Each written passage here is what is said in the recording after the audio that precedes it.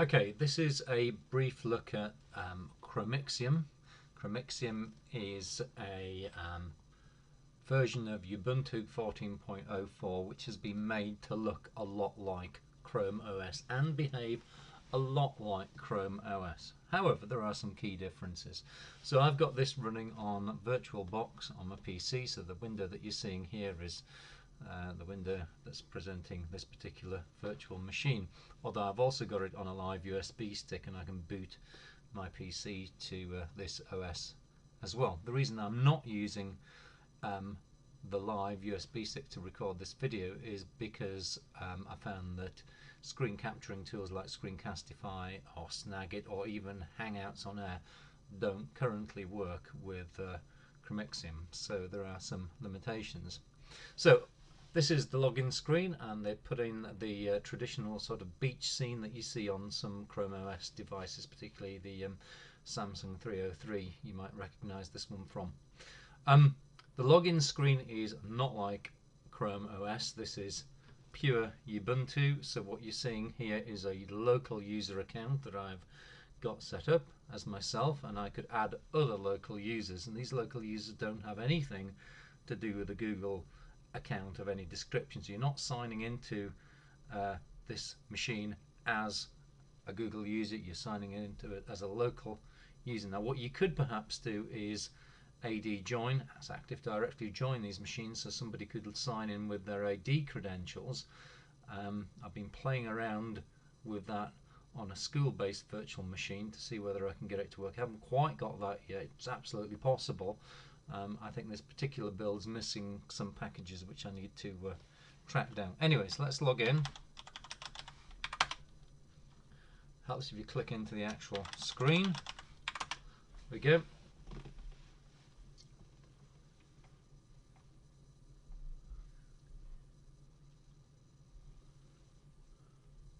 Okay, just to put this into context, this is only available as a 32-bit version at the moment, so this is running on 2 GB of RAM and on a single core at the moment, but bear in mind my single core on here is at 4.5 GHz from a Core i7, so it's pretty quick single core. So there you've got a desktop that looks remarkably similar to Chrome OS. So first of all, we've got the Chrome app launcher down here.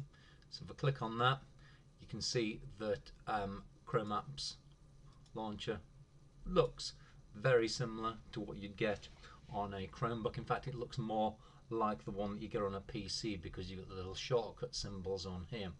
You don't get the audio search coming up here either. But if I click on to one of these things, for example the web store, that will open up, and that works okay. This is version 0.8. Previous versions, I believe, had problems with the web store.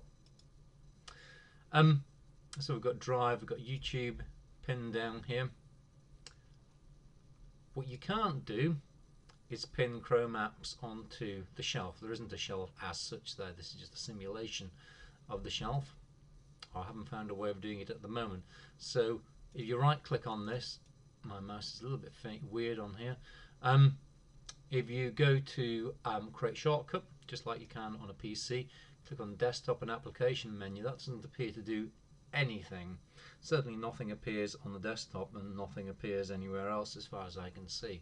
So that doesn't really do a great deal. If you click down here, you've got the option to start and shut down the machine. And you've got About Chromium, you've got Task Manager. I've got Hangouts running in the background. I haven't tested Hangouts yet. If you click on the profile picture, which doesn't follow the Google account that you signed into either, that's just another little thing. You've got various panel settings there. If you right click on the desktop, you can change the wallpaper, and you can get to the control panel. So this is the pure Ubuntu control panel, so you get all the things that you could do in Ubuntu. So this really is just a skin for Ubuntu, and a lot of the standard features of Ubuntu have been stripped out to make this a much lighter weight distribution. The ISO is about 1 gig as opposed to a full Ubuntu ISO, which is something like more like 4 with everything loaded onto it. So if you go to applications, I've installed that, which is a molecular drawing package. These are the standard things you get in accessories. So files is perhaps the main one. That's different from Chrome OS's files because, of course, this takes you to your local files. So my desktop, my documents. I'm just going to try something. Let's see whether I can get anything to appear. That's interesting. So you see nothing ever actually appears on your desktop to see, although it appears in the desktop folder, so presumably that's been redirected or something from appearing on your desktop folder. So some of those shortcuts I've previously made are appearing in that desktop folder but not actually appearing on the desktop. A bit like Chrome OS, you can't have anything on the desktop. You get your connection information, you can edit the connection settings. Let's come out of that. My mouse is just a little bit flicky on here. Graphics, you've got an image viewer. Internet, you've got things which are pinned down at the bottom. Really, multimedia, you've got a media player built into this. These are shortcuts. These seem to be all Chrome apps. And system, we've got things like terminal and stuff available to me. Now we've got a root password. I can then sort of start doing lots of things. Gparted. Backup tools and things. So it's a front end made to look like Chrome OS, and it behaves a lot like Chrome OS when you use it, but actually it's Ubuntu underneath. So we just fire up a Chrome browser. There you've got a Chrome browser, and it does all the things that a Chrome browser would do.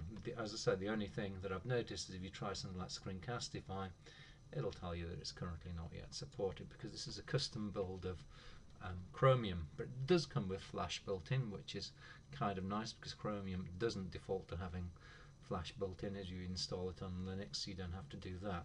So there are some sort of swings and roundabouts with it, but it does boot very quickly, and as it would because it's such a lightweight distribution, and it's got some promise.